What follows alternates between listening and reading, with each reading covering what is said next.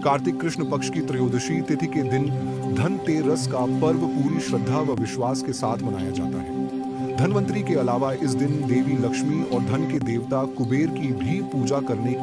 एक समय भगवान विष्णु मृत्युलोक में विचरण करने के लिए आ रहे थे, तब लक्ष्मी जी ने भी उनसे साथ चलने का आग्रह किया।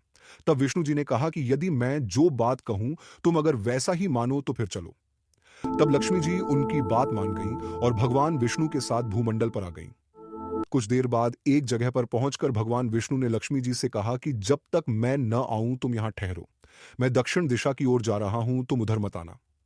विष्णु जी के जाने पर लक्ष्मी के मन में कौतूहल जागा कि आखिर दक्षिण दिशा में ऐसा क्या रहस्य है जो मुझे मना किया गया है, और भगवान स्वयं चले गए।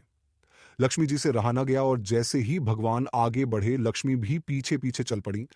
कुछ ही आगे जाने पर उन्हें सरसों का एक खेत दिखाई दिया जिसमें खूब फूल लगे थे। सरसों की शोभा देखकर वह मंत्रमुग्ध हो गईं और फूल तोड़कर अपना श्रृंगार करने के बाद आगे बढ़ीं। आगे जाने पर एक गन्ने के खेत से लक्ष्मी जी गन्ने तोड़कर रस चूसने लगीं। उसी क्षण विष्णु जी आए और यह देख लक्ष्मी जी पर नाराज होकर उन्हें शाप दे दिया कि मैंने तुम्हें इधर आने को मना किया था, पर तुम न मानी और किसान की चोरी का अपराध कर बैठी। अब तुम इस अपराध के जुर्म में इस किसान की 12 वर्ष तक सेवा करो। ऐसा कहकर भगवान उन्हें छोड़कर क्षीर सागर चले गए। तब लक्ष्मी जी उस गरीब किसान के घर बेहिस बदल कर रहने लगीं। एक दिन लक्ष्मी जी ने उस किसान की पत्नी से कहा कि तुम स्नान कर पहले मेरी बनाई गई इस देवी लक्ष्मी का पूजन करो, फिर रसोई बनाना, तब तुम जो मांगोगी मिलेगा। किसान की पत्नी ने ऐसा ही किया। पूजा के प्रभाव और लक्ष्मी की कृपा से किसान का घर दूसरे ही दिन से अन्न, धन, रत्न, स्वर्ण आदि से भर गया। लक्ष्मी ने किसान को धन धान्य से पूर्ण कर दिया। किसान के 12 वर्ष बड़े आनंद से कट गए। फिर 12 वर्ष के बाद लक्ष्मी जी जाने के लिए तैयार हुई। विष्णु जी लक्ष्मी जी को लेने आए तो किसान ने उन्हें भेजने से इनकार कर दिया।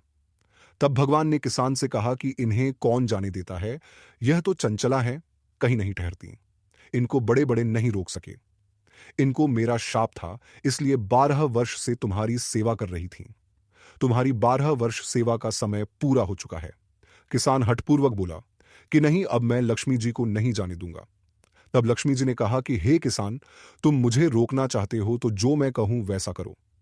कल तेरस है, तुम कल घर को लीप पोत कर स्वच्छ करना, रात्रि में घी का दीपक जलाकर रखना और सायंकाल मेरा पूजन करना, और एक तांबे के कलश में रुपए भरकर मेरे लिए रखना। मैं उस कलश में निवास करूंगी, किंतु पूजा के समय मैं तुम्हें दिखाई नहीं दूंगा।